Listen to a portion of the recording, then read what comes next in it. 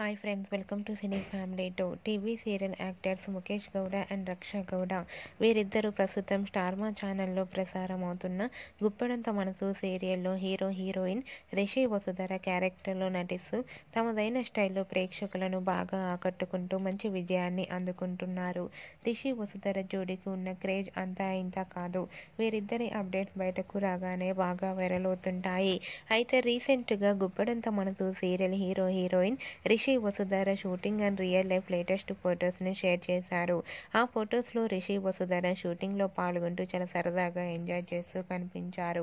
ఆ ఫొటోస్ చూసిన వారంతా క్యూట్ అండ్ లవ్లీ పేర్ అంటూ కామెంట్ చేస్తున్నారు.